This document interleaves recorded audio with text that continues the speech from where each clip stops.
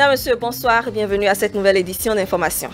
Plusieurs dossiers de candidature sont en cours d'enregistrement à la Commission électorale nationale autonome Sénat. Les déclarations des potentiels candidats sont à suivre. La consommation de la chicha à Parakou est devenue pour la jeunesse un passe-temps, une partie de plaisir a priori inoffensif. Pourtant, la chicha est hautement toxique. Le reportage de notre antenne régionale est à suivre à cet effet. Et puis en interactualité, la Chine met en garde contre une possible politisation de la mission de recherche d'une équipe d'experts de l'OMS à Wuhan. Voilà pour le sommet.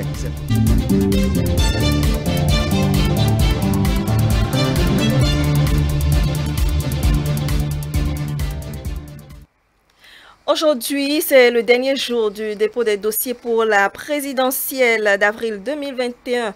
À l'heure actuelle, donc, plusieurs dossiers sont en cours d'enregistrement. Je vous invite à suivre les déclarations des deux premiers potentiels candidats qui se sont annoncés en soirée. Je suis ici à la Sénat, dans le cadre donc des élections présidentielles de 2021. Et je suis candidat indépendant à la dite élection. J'ai pris l'engagement de me présenter pour vous. Pour vous, parce que j'ai eu le temps de constater une chose qui a été toujours très chère pour moi, à savoir la liberté de défendre son opinion, de défendre ses idées dans le sens du bien, dans le sens de ce qui est noble. Moi, j'ai quitté les États-Unis en 2017, où j'ai encore ma famille. Pourquoi? Parce que je crois en la liberté, je crois en la justice. Cette nation est une grande nation. On peut dire que c'est une petite nation en Afrique de l'Ouest, mais c'est une grande nation. Bon, l'accueil à la Sénat, je l'ai trouvé magnifique. Je suis arrivée à répondre aux questions de la présidentielle 2021. Bon, à part cela, ma vision, c'est de contribuer à l'économie du pays et amener les citoyens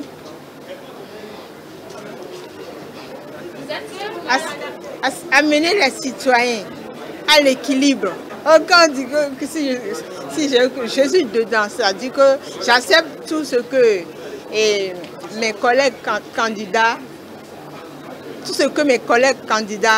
ont accepté. À quelques heures de la clôture du processus, les militants et sympathisants des mouvements et partis politiques sont dans une ambiance euphorique. Le constat de la rédaction dans cet élément. Ambiance euphorique à la Commission électorale nationale autonome Sénat. Les militants des mouvements et partis politiques attendent avec impatience le dépôt de dossier du candidat Patrice Talon. Nous sommes venus en tant que jeunes soutenir la candidature du président de la République pour son second mandat. L'ambiance d'abord, c'est que les jeunes sont motivés et adhèrent à la cause parce qu'à travers nos villes, nous voyons la beauté de la ville, la circulation est libre, on circule sans protocole et au fil des temps, on a constaté que nous sommes beaucoup plus en sécurité pour circuler dans la nuit. Comme vous le constatez déjà, nous sommes tous là pour dire tout notre soutien au chef de l'État qui fera le dépôt de sa candidature pour les élections du 11 avril prochain. Vous avez la chance de constater comme moi, vous voyez cette fougue de jeunes militants qui ont adhéré à la dynamique du président de la République. C'est une première fois on l'observe. Et cette jeunesse, tout ce monde-là est venu soutenir, dire qu'ils sont d'accord par rapport à tout ce qui a été fait pendant les 5 ans. Nous sommes venus soutenir la candidature du chef de l'État. Ah oui, nous sommes très contentes d'être là ce soir pour soutenir le chef de l'État dans ce pas crucial qu'il est en train de faire. qu'il est en train de poser parce que nous avons exigé au cours de la tournée, nous avons exigé un second mandat. Et effectivement, aujourd'hui, il a décidé de poser le bon acte. Et pour ça, nous sommes très contents. L'OFR, toute la coordination de l'OFR, y compris les militantes, sont très contentes. Le Sénat, c'est la dernière journée du dépôt de candidature présidentielle. Donc aujourd'hui, nous entendons les derniers candidats, à savoir le président qui est en exercice, Patrice Talon.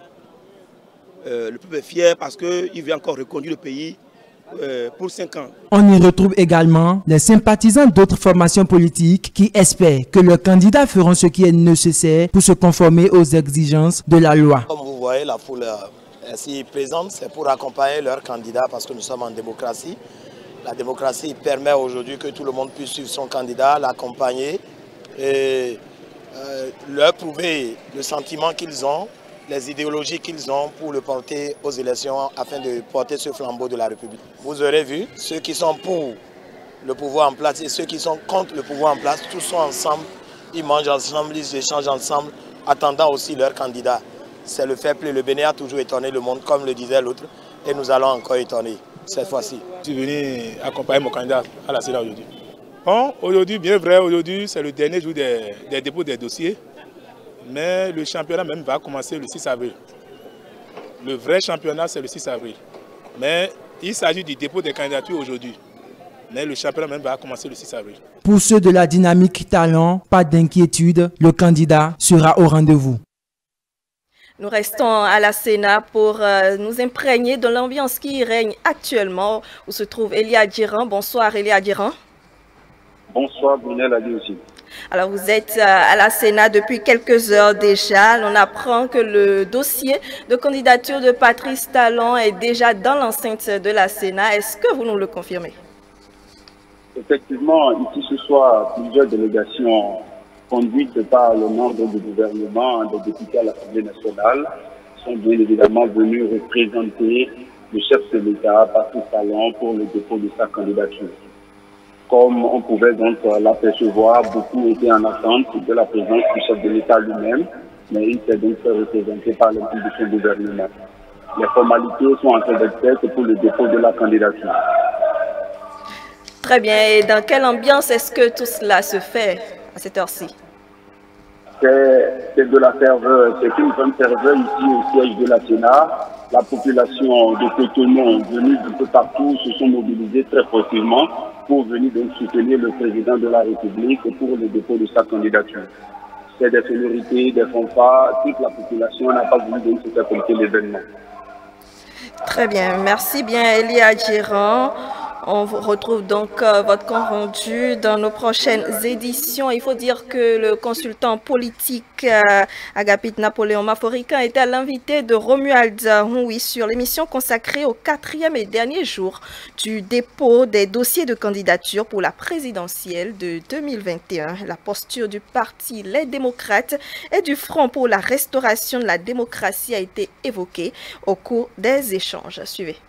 Jeudi 4 février 2021, dernier jour du dépôt des dossiers de candidature à la Commission électorale nationale autonome. Pas de précipitation ni de grande affluence remarquée, mais tout potentiel candidat a l'obligation de se conformer au dépôt des dossiers à 1 heure de sa convenance avant minuit. De ce côté-là, c'est acté. Ce qui suscite bien du débat, c'est qu'après le choix difficile du duo qui devra défendre les couleurs du Front pour la restauration de la démocratie, les responsables du mouvement s'opposent à l'obtention des parrainages. Nous allons déposer dans notre dossier. On ne va pas prendre de parrainage.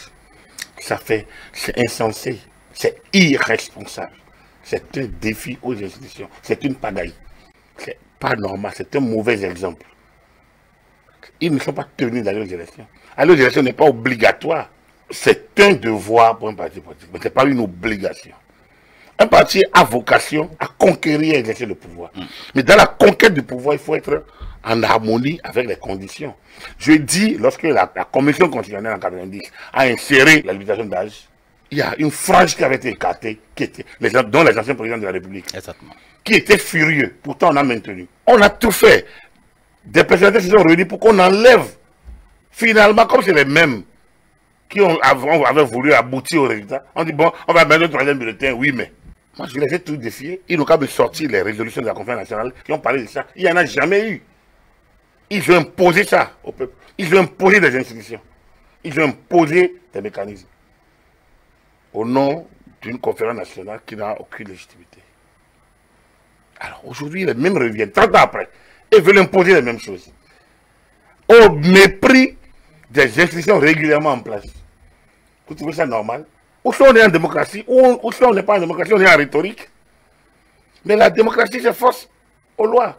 C'est l'état de droit. Le consultant politique fait savoir que le Front pour la restauration de la démocratie, en désignant son duo, se conforme aux exigences du code électoral. Ils décident ainsi de respecter ce qu'ils veulent dans la révision constitutionnelle, ce qui n'est pas logique selon Agapit Napoléon Maforican. Pourquoi ils font un duo et ils refusent d'avoir un parlement? C'est du bordel. Et ça, je pense qu'ils donnent raison de cette expression que je répète, parce que le président Kérékou l'a tellement utilisé d'intellectuels dépaysés, tardés et dépaysés. Vous enseignez aux étudiants que dans une démocratie, il faut se rester à la loi. Que le pouvoir est transmis par voie d'élection. Que les institutions incarnent, que la Constitution crée des institutions qui incarnent la gestion du pouvoir. Que le peuple exerce sa souveraineté directement lors des élections, lors du référendum, ou le conflit à des représentants lors des élections. Que le député est l'élu de la nation et qu'il n'a pas de mandat impératif. Vous enseignez tout ça à vos étudiants. Et vous venez en disant que non, que ce Parlement est monocolore. Une manière de faire que le consultant politique considère comme étant la négation du droit. Or, dans le cas espèce, force doit rester à la loi. Que va donc se passer sur le Front pour la restauration de la démocratie? Dépose son dossier sans les parrainages. S'ils n'ont pas toutes les pièces, comment vous voulez qu'ils composent? Ça, c'est le BA, c'est le minimum. C'est pas une faute mineure. Pour certains, l'absence de ce Front pour la présidentielle de 2021 pourrait entacher la démocratie béninoise. Une lecture que rejette Agapit Napoléon Maforican. Il n'y a pas, dans une démocratie libérale, d'individus plus intelligents que le peuple. Il faut lire la victoire. On a dit que nul n'est au-dessus du peuple. Nulle organisation, nul individu, nulle congrégation. Je pense qu'ils ont encore le temps d'aller quérir, d'aller quémander aux besoins qu'ils ont envie de participer aux élections. Ils ont intérêt plutôt à le faire. Même s'il faut quémander.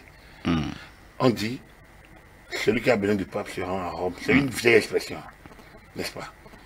Voilà. Et selon Angon, on dit que c'est celui qui demande doit avoir la main bien tendue.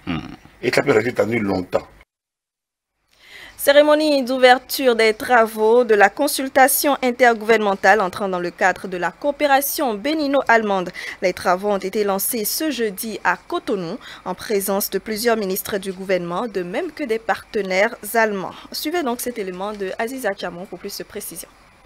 Le Bénin et la République fédérale d'Allemagne entretiennent depuis plusieurs décennies des relations de bonne coopération. À cette cérémonie d'ouverture de la consultation intergouvernementale entre les deux pays, le bilan de cette coopération est passé au crible. Intervenant par visioconférence, le directeur Afrique au ministère de la coopération de la République fédérale d'Allemagne, Christophe Roche, a fait remarquer que cette consultation intergouvernementale bénino-allemande permet non seulement aux parties d'échanger sur l'état de leur coopération, mais aussi de prendre les mesures appropriées afin de relever les défis qui s'imposent. Et procédant officiellement au lancement de cette rencontre, le ministre d'État chargé du plan et du développement Abdoulaye Biotchane a souligné quant à lui que la présente assise se tient 15 mois après les dernières négociations. Le ministre d'État a aussi réaffirmé la satisfaction du Bénin sur la qualité de la coopération. La présente assise, faut-il le rappeler, s'inscrit dans le cadre des discussions périodiques d'évaluation de notre partenariat. Consacré par l'accord de coopération technique signé entre nos deux pays depuis déjà le 29 juin 1978.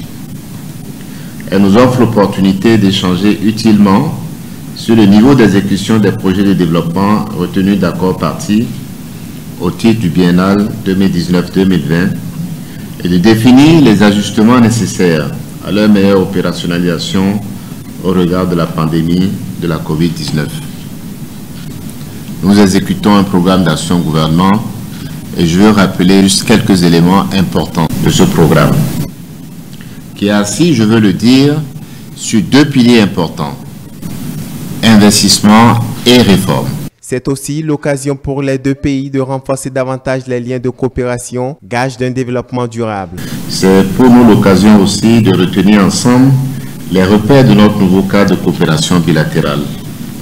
Je dois préciser que l'engagement financier de ce cadre de coopération sera acté au cours de la 21e session des négociations intergouvernementales que nous avons prévu de tenir à Berlin au mois de juin 2021. Nous avons tous pour objectif d'aboutir à la définition d'un nouveau cadre de coopération encore plus ambitieux dans l'intérêt de chacun de nos deux pays.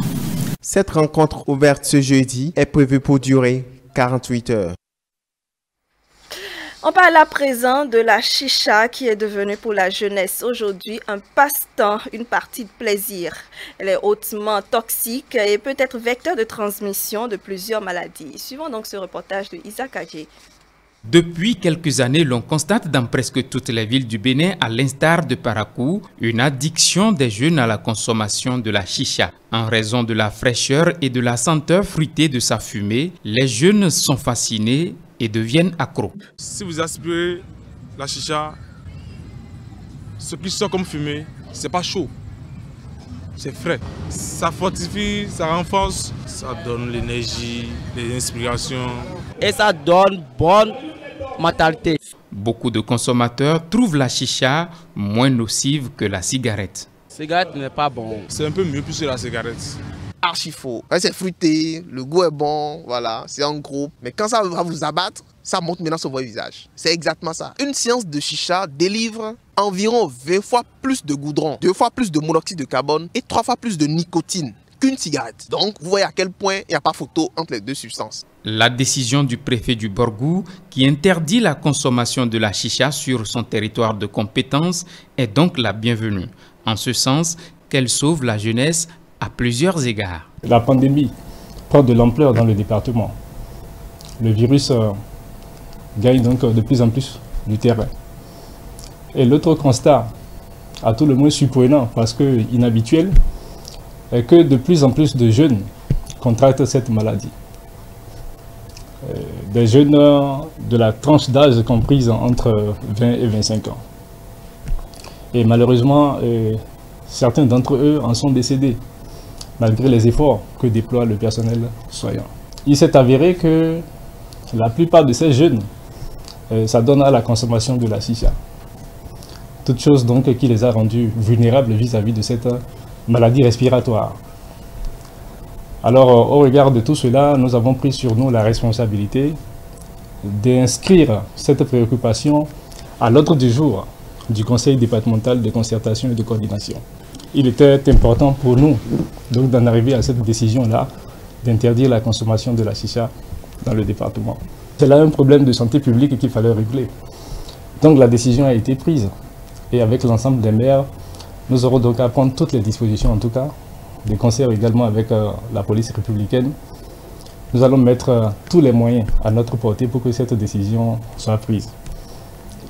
Les risques liés à la prise de la chicha sont au-delà de ce que l'on imagine, certifie un spécialiste des questions de santé. Notamment les cancers de poumons, les cancers des lèvres, les cancers de la vessie, les cancers des voies aérodigestives. Vous perpétuez la transmission de l'hépatite B juste parce que vous avez participé à une soirée chicha ou à une séance chicha. Si une femme enceinte est exposée à la fumée de la chicha, c'est qu'elle peut faire des enfants de petit poids, faible poids de naissance, et peut même, dans certains cas, décéder, mourir. Vous avez un jeune, par exemple, de 15 ans, de 16 ans, qui s'adonne à une consommation quotidienne de chicha, et qui à 25 ans ou 30 ans veut faire des enfants, on cherche enfants, on n'en trouve pas. C'est la consommation abusive de chicha qui a détruit ces spermatozoïdes. Quelles que soient les raisons qui conduisent à la consommation de la chicha, les risques sont là. Il vaut mieux s'en prévenir au risque d'y perdre la vie. Direction la Chine qui met en garde contre une possible politisation de la mission de recherche d'une équipe d'experts de l'OMS à Wuhan. Plus de précisions avec nos confrères de CCTV+. Depuis quelques années, l'on constate... Marine Alsop, l'un des chefs d'orchestre les plus acclamés au monde et vainqueur de l'Award de cristal du Forum économique mondial, est à l'origine de cet effort collaboratif. La production présente de célèbres artistes, dont le violoncelliste Yo-Yo Ma, et 7 organisations musicales du monde entier, dont l'orchestre NCPA de Chine et l'orchestre symphonique de la radio de Vienne. Dirigé par Chen Lin, l'orchestre NCPA de Chine a joué les 4e et 5e mouvements de la symphonie numéro 6 de Beethoven, également connue sous le nom de symphonie pastorale. L'année 2020 marquait le 250e anniversaire de la naissance de Beethoven, donc nous avons terminé cette symphonie numéro 6 en jouant avec les musiciens du monde entier. Nous pensons que plus nous affrontons de défis, plus nous serons capables de surmonter les distances géographiques et les différences culturelles, nous connecter les uns les autres et bâtir ensemble une plus grande confiance. En raison de la pandémie de Covid-19, la production a été filmée en différents lieux en 3 mois, de l'automne à l'hiver 2020. Vous venez donc de suivre l'orchestre NCPA de Chine qui joue une production conjointe avec des musiciens du monde entier. Le film réunit bien la musique, les autres cultures d'orchestre et de chœurs du monde entier, dont l'orchestre NCPA au Centre national des arts du spectacle et de Chine. Je vous le disais tout à l'heure donc, la Chine met en garde contre une possible politisation de la mission de recherche d'une équipe d'experts de l'OMS à Wuhan. Suivez.